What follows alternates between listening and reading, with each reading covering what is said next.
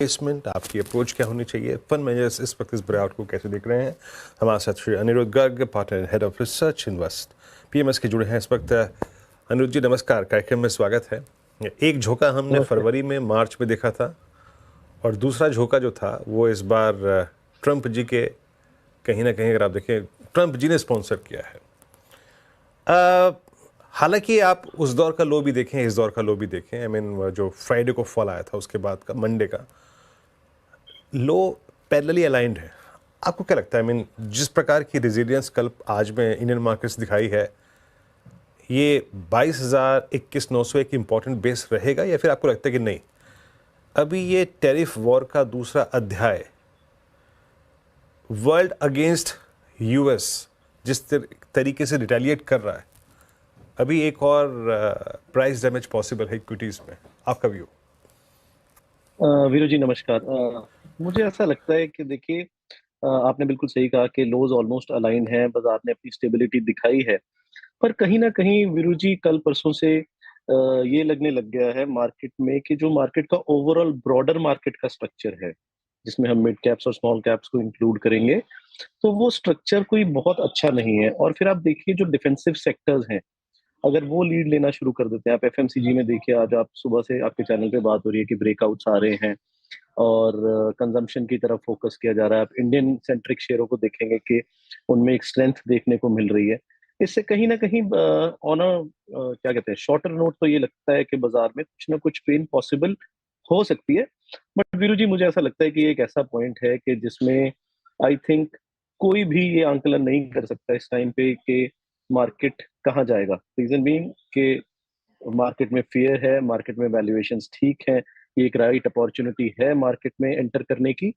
But on the other side, दूसरी side Trump जी अपने उनका तो कुछ पता ही नहीं है कि वो क्या चाहते हैं। मुझे कहीं ऐसा लगता है कि अगर ये जो टैरिफ वॉर बताई जा रही है, अगर इससे कुछ बढ़ जाती है, if there is some deeper problem with the US debt, अगर वैसा कुछ निकलता है तो ये चीज बढ़ सकती है। वरना ओवरऑल एक इन्वेस्टमेंट करने के लिए अच्छी अपॉर्चुनिटी है। स्लो एंड स्टडी करिए। हमने एक रीसेंट स्टडी करी थी अपने यहाँ पे, जिसमें हम ये देख रहे थे कि अगर आप स्लो एंड स्टडी इन्वेस्टमेंट करते हैं इन वॉलेटाइल टाइम्स, अगर आप 1-2 महीने लेते हैं, धीरे धीरे भी करते हैं, तो आपके रिटर्न में बहुत ज्यादा फर्क नहीं पड़ता। If you enter into a bull market, आपको 10% पैसे कम आ जाएंगे, और अगर बियर मार्केट आ जाती है तो आपका जो कैपिटल है वो प्रोटेक्ट हो जाएगा। तो हाँ, I would say we are optimist, but cautiously optimist. Cautiously optimistic है। अच्छा अनिरुद्ध जी, जो दो तीन पॉइंट्स हैं, आई मीन ठीक है, अभी हम टर्बुलेंस का फेस देख रहे हैं, टैरिफ वॉर अपने चरम पर है, आईटी और यूएस इस वक्त हमारी दिक्कत का सबसे बड़ा कारण है, और might be if we go for sub severe tariff on pharma as well.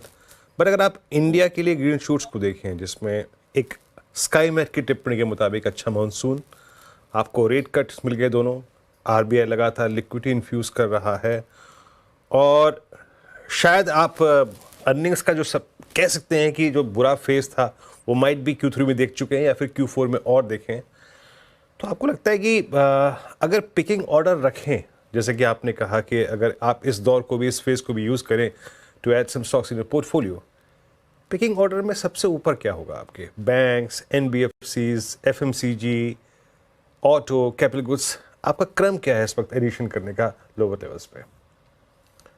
जी, मुझे ऐसा लगता है कि कहीं ना कहीं एफएमसीजी यहाँ पे हमें अच्छी लगने लग गई है, क्योंकि चीजें सस्ती हो रही हैं।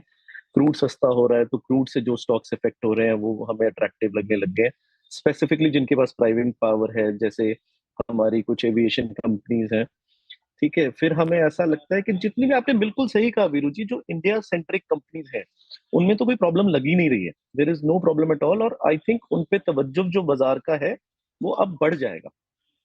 क्या होता है कि कभी कभी किसी प्रॉब्लम की वजह से आपको दूसरी कंपनीज पे आप फोकस करते हैं और उन पे आपकी रिसर्च बढ़ती है, तो आपको समझ आता है कि कितनी अच्छी कंपनीज है। तो कुछ इंडिया सेंट्रिक कंपनीज इंडिया में बहुत अच्छी हैं, वो लीडर्स हैं, और हमें लगता है कि उनकी यहाँ से री रेटिंग पॉसिबल होगी, जो इग्नोर हो रही थी बहुत टाइम से। ठीक है, गुड आफ्टरनून अनिरुद्ध जी। एफएमसीजी बास्केट पे अपनी राय रखी, वो सेक्टर आपको अच्छा लग रहा है, लेकिन मेरा सवाल बैंकिंग और एनबीएफसीज को लेकर होगा। जिस तरीके से लगातार आरबीआई की तरफ से दूसरी कंसेक्यूटिव रेट कट देखी हमने, और स्टैंड्स भी अब न्यूट्रल से कम्पिटिटिव कर दिया है, मतलब यानी कि आने वाले समय में भी और हम रेट कट की उम्मीद लगाकर चल रहे हैं। ऐसे में बैंकिंग और फाइनेंशियल्स को लेकर क्या आप ऑप्टिमिस्टिक हैं? साथ ही क्या एक्सपोजर बढ़ाया है आपने? स्टॉक स्पेसिफिक थोड़ा हो पाए तो। मैम स्टॉक स्पेसिफिक देखिए, मैं आपको तीन स्पेसिफिक बता देता हूँ फाइनेंशियल्स में। तो हम फाइनेंशियल्स में क्या देख रहे हैं कि जो हमारा रिलेटिव चेंज का थ्योरी है कि कहाँ पे रिलेटिव चेंज हुआ। तो आप ये देखिए, सबसे बड़ा रिलेटिव चेंज आज की डेट में तो मिस्टर ट्रम्प है, बट उससे पहले इंडिया में जो इंडियन फाइनेंस मिनिस्टर ने 1 सवा लाख करोड़ रुपया इंडियन कंज्यूमर्स के हाथ में डाला, तो कौन सी ऐसी अच्छी एनबीएफसीज हैं जो उसका फायदा उठा सकती है। तो हमें सबको पता है, जैसे बजाज फाइनेंस एक बहुत अच्छी कंपनी है। तो ऐसी कंपनीज पे आपका फोकस रह सकता है।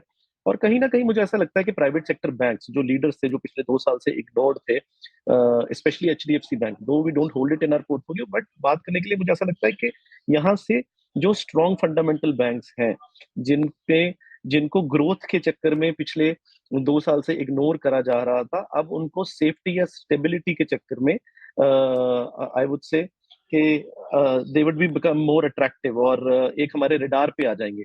क्या है ना, पिछले 2 साल से ग्रोथ की जो स्टोरी थी वो इतनी अच्छी चल रही थी कि दूसरी किसी तरफ देखने का मन नहीं कर रहा था। अब जब प्रॉब्लम आई है, तो फिर जो दिग्गज हैं अपने अपने फील्ड में, उन पे फोकस आई थिंक किसी भी फील्ड में देखिए आप, चाहे वो ऑटो फाइनेंसिंग में देखिए, चाहे आप प्राइवेट सेक्टर बैंक्स में देखिए, चाहे आप क्वालिटी रिटेल एनबीएफसीज में देखिए, तो लीडर्स पे फोकस बाजार का मेरे हिसाब से अगले कुछ महीनों के लिए बढ़ सकता है। ठीक है, तो इस स्पेस से लीडर्स पे फोकस रखे, लीडर स्टॉक्स बताए अनिरुद्ध जी ने।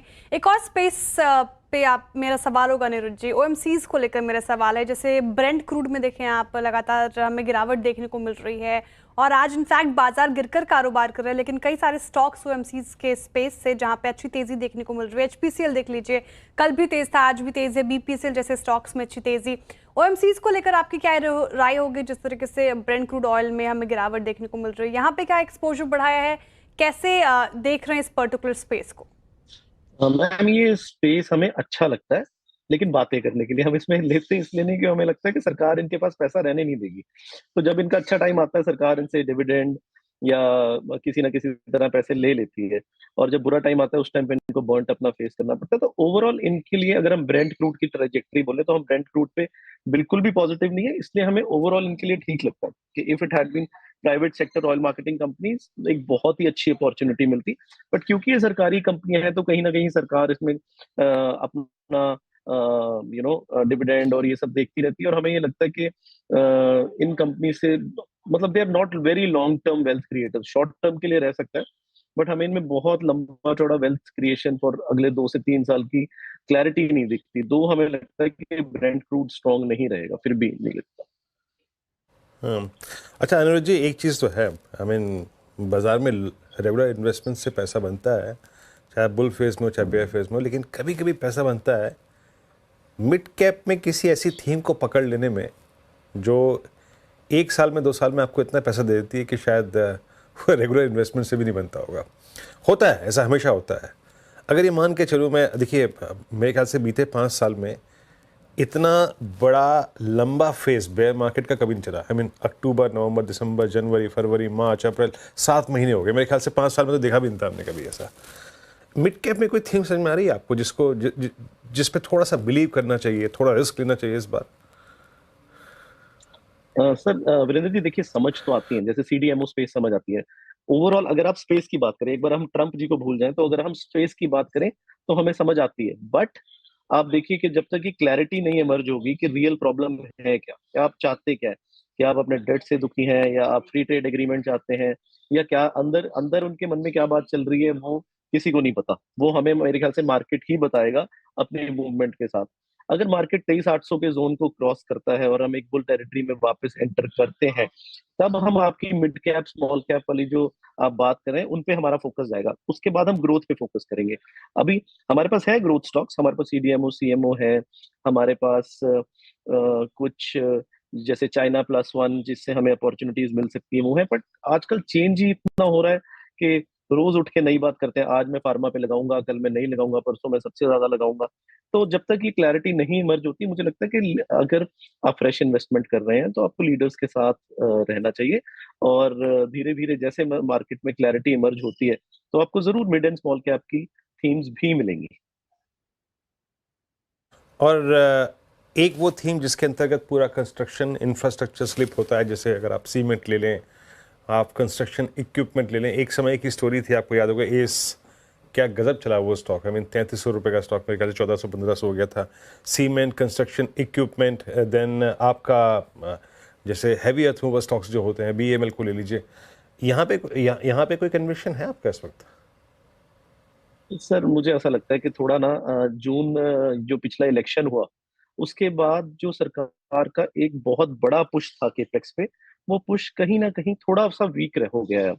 तो एक जो एक्स्ट्रा ऑर्डिनरी मल्टीपल ये लोग कमांड करने लग गए थे, या हमें एक्सपेक्टेशन थी कि अगले 3-4 साल बहुत अच्छे रहने चाहिए, अब बिकॉज के हमारे देश में हर टाइम पे कहीं ना कहीं इलेक्शन है, और उस कारण जो पैसा डाइवर्ट करा जा रहा है वो कहीं ना कहीं केपेक्स से करा जा रहा है।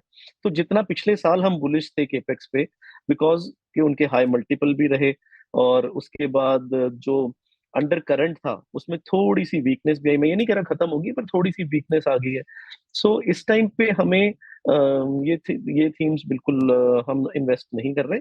बट हाँ, हमें लगता है कि कुछ इसमें अच्छी ग्रीन शूट दिखेंगी तो लेंगे।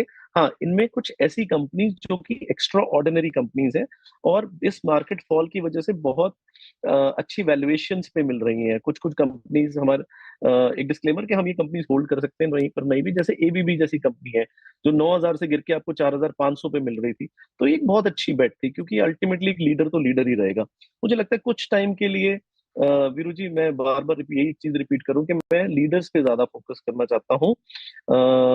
लेकिन उसके लिए हम अपने पोर्टफोलियो में थोड़ा सा वेट करें, थोड़ी सी क्लैरिटी आए। I think market is at a very very big inflection point. यहाँ से ये आई पर्सनली बिलीव एंड, और मैं सोचता हूँ कि यहाँ से ऊपर ही जाना चाहिए।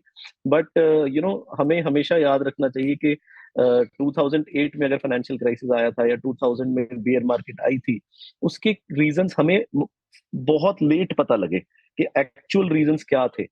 तो हमें कहीं ना कहीं हमारे सिस्टम्स को दोनों आई वुड से, क्योंकि इन्वेस्टर्स की हार्ड अर्न मनी है, हमें दोनों तरफ के लिए तैयार रहना चाहिए। कॉशियस अप्रोच रखना चाहिए बाजार में, जिस तरीके से मूड माहौल है और तस्वीर साफ नहीं है, ये कह रहे हैं अनिरुद्ध जी आप। लेकिन एक और स्पेस पे मैं आपसे सवाल पूछना चाहूँगी। कैपिटल मार्केट स्पेस में आप देखें जिस तरीके से कल बाजार में BSE, कैम्स, M6 जैसे स्टॉक्स में तेजी थी, आज भी देखिए गिरते बाजार में ये सारे स्टॉक्स में हल्की ही सही लेकिन बढ़त है।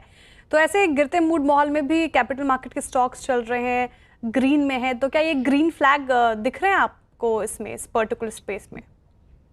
एब्सोल्युटली एब्सोल्युटली मैम, मेरे हिसाब से हमारी ये सेकंड बिगेस्ट थीम है, और हमें ये लगता है कि इस ओवरऑल इस थीम को या इस सेक्टर को अगर हम क्लासिफाई करें, एक देखने का तरीका मार्केट बदलेगी।